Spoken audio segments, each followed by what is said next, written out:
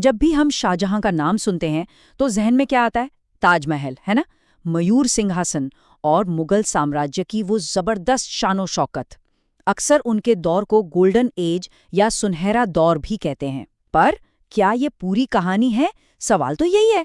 तो चलिए आज हम इसी सुनहरे पर्दे के पीछे झांकते हैं और देखते हैं कि सच्चाई क्या थी। सोचिए, जब यूरोपीय यात्री मुगल दरबार पहुंचे तो उनकी आंखें खुली की खुली रह गई। फ्रांसीसी ट्रैवलर फ्रांसवा बर्नियन ने जो लिखा वो तो कमाल ही है। उन्होंने बताया कि खजाना इतना ज्यादा था कि उसके सोने चांदी के टुकड़े इतने बड़े बना दिए गए थे कि कोई उन्हें आसानी से ले जा ना सके और वो ट्रेड में भी काम ना आए। ये उस दौर की बेहिसाब दौलत की एक झलक देता है। तो आगे हम क्या क्या देखने वाले हैं? पहले तो सुनहरे दौर की चमक दमक देखेंगे, फिर जानेंगे कि इस जन्नत की असल कीमत क्या थी। उसके बाद समझेंगे कि इतना बड़ा साम्राज्य चलता कैसे था। फिर बात करेंगे एक सिंहासन, एक युद्ध और एक बड़े विचार की जिसने सब कुछ बदल दिया। और आखिर में इस गोल्डन एज पर अपना फैसला सुनाएंगे। तो चलिए शुरुआत करते हैं शाहजहां के दौर की उस भव्यता से जिसके लिए इतिहास उन्हें आज भी याद करता है। इस दौर की वास्तुकला की बात करें तो सबसे पहले जहन में ताजमहल ही आता है। इसे बनाने में सोचिए, उस जमाने में करीब 4 करोड़ रुपए लगे थे। आज के हिसाब से तो ये खरबों में जाएगा। 20,000 से ज्यादा कारीगरों ने सालों तक इस पर काम किया था। तो ये सिर्फ एक खूबसूरत इमारत नहीं थी, ये उस दौर की जबरदस्त इकोनॉमिक पावर और मैनेजमेंट स्किल्स का भी सबूत था। और ताजमहल के अलावा एक और चीज थी, मयूर सिंहासन। ये सिर्फ कोई राजगद्दी नहीं थी, बल्कि मुगल ताकत का अल्टीमेट सिंबल था। कहते हैं कि इसमें 26,000 से ज्यादा बेशकीमती पत्थर जड़े थे और इसे बनाने का खर्च ताजमहल से भी 2 गुना था। ये शाहजहां की शानो शौकत का पीक था। ठीक है, तो ये एक चमक दमक तो देख ली। अब सिक्के का दूसरा पहलू देखते हैं। इस जन्नत की असल कीमत क्या थी? तो यहाँ एक बहुत सीधा सा सवाल खड़ा होता है। ये शानदार इमारतें थीं, बेशुमार दौलत थी, लेकिन इस सब का बोझ उठा कौन रहा था? इसकी असली कीमत कौन चुका रहा था? ये शब्द उस वक्त के इतिहासकार अब्दुल हमीद लाहौरी के हैं। जिस वक्त ताजमहल बन रहा था, ठीक उसी वक्त दक्कन और गुजरात में एक भयानक अकाल पड़ा था। लाहौरी जो लिख रहे हैं वो दिल दहला देने वाला है। वो कह रहे हैं कि हालत इतनी खराब थी कि लोग एक रोटी के लिए अपनी जिंदगी बेचने को तैयार थे, लेकिन कोई खरीदार तक नहीं था। और ऐसे भयानक अकाल के लिए शाही खजाने से कितनी मदद आई? सिर्फ लगभग 1 लाख रुपए। ये रकम उन आलीशान इमारतों और सिंहासन के खर्च के सामने कुछ भी नहीं थी। ये उस वक्त की सरकार की प्राथमिकताओं पर एक बहुत बड़ा, बहुत ही गंभीर सवाल खड़ा करता है। ये टेबल देखिए, यहाँ पर सब कुछ एकदम साफ हो जाता है। एक तरफ ताजमहल पर 4 करोड़, मयूर सिंहासन में करीब 2 करोड़, और दूसरी तरफ लाखों लोगों की जान बचाने के लिए अकाल राहत पर सिर्फ 1 लाख। ये नंबर साम्राज्य की प्राथमिकताओं की पूरी कहानी खुद बयां कर देते हैं। तो चलिए अब जरा ये समझते हैं कि वो सिस्टम क्या था, वो मशीनरी क्या थी जो इस सुनहरे दौर को चलाने के लिए इतनी दौलत इकट्ठा कर रही थी।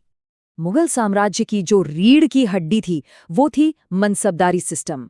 ये एक बहुत ही यूनिक सिस्टम था जिसमें हर बड़े ऑफिसर को एक मनसब यानी कि एक रैंक दी जाती थी, और यही रैंक उसकी सिविल और मिलिट्री दोनों तरह की जिम्मेदारियों को तय करती थी। इसे थोड़ा और आसान करते हैं। हर मनसबदार की 2 रैंक होती थी, जात और सवार। जात रैंक से उस ऑफिसर का पर्सनल स्टेटस और सैलरी तय होती थी, और सवार रैंक से ये तय होता था कि उसे साम्राज्य के लिए कितने घुड़सवार सैनिक मेंटेन करने हैं। ये साम्राज्य की मिलिट्री और एडमिनिस्ट्रेटिव पावर को बनाए रखने का एक बहुत ही ऑर्गेनाइज तरीका था। लेकिन इस सिस्टम में एक बहुत बड़ी दिक्कत थी। देखिए, मनसबदारों को सैलरी के बदले में जमीन दी जाती थी, जिसे जागीर कहते थे।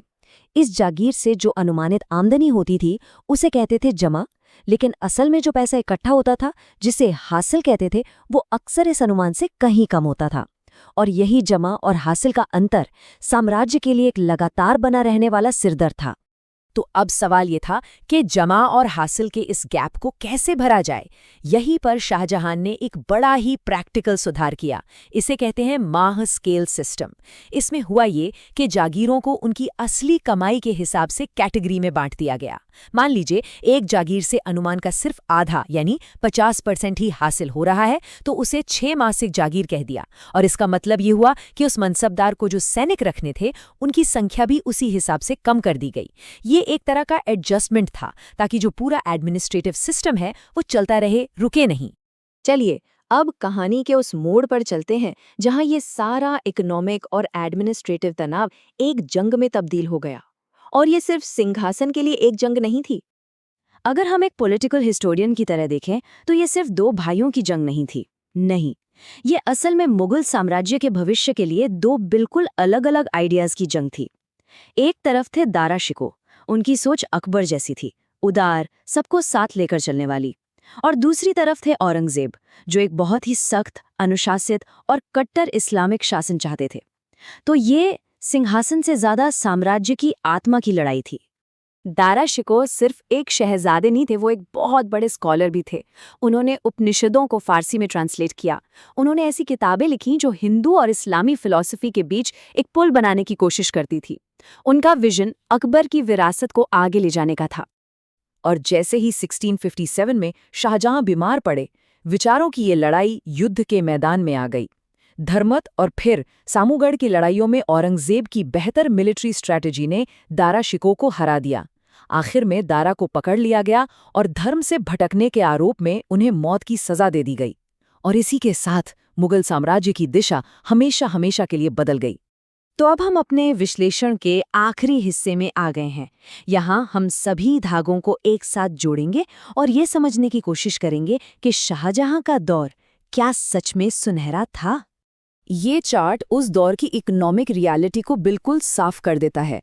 साम्राज्य की कुल दौलत का 62% हिस्सा, सोचिए, सिर्फ 665 लोगों के हाथ में था। मतलब मुट्ठी भर शहजादे और अमीर देश की आधी से ज्यादा संपत्ति कंट्रोल कर रहे थे और करोड़ों की आबादी बाकी बचे हुए 38% पर गुजारा कर रही थी। ये बहुत ही जबरदस्त आर्थिक असमानता थी। फ्रांसवा बर्नियर की ये बात उस आर्थिक बोझ को बिल्कुल सटीक तरीके से बताती है। उन्होंने अपनी आंखों से देखा कि शाही दरबार की शानो शौकत और एक बहुत बड़ी आर्मी को मेंटेन करने का खर्च देश की अर्थव्यवस्था को अंदर ही अंदर खोखला कर रहा था। मतलब ये सुनहरा दौर बाहर से जितना चमकदार था, अंदर से उतने ही ज्यादा दबाव में था। तो आखिर में सवाल यही बचता है, शाहजहां ने हमें ताजमहल जैसी विरासत दी, इसमें कोई शक नहीं है। ये स्मारक बेमिसाल हैं, लेकिन क्या इस बेमिसाल खूबसूरती की कीमत एक ऐसा सिस्टम था जो इकोनॉमिकली सस्टेनेबल नहीं था? क्या ये सुनहरा दौर असल में एक सोने का पिंजरा था जिसकी चमक ने आने वाले पतन के संकेतों को हमसे छिपा लिया था? इस पर सोचना बहुत जरूरी है।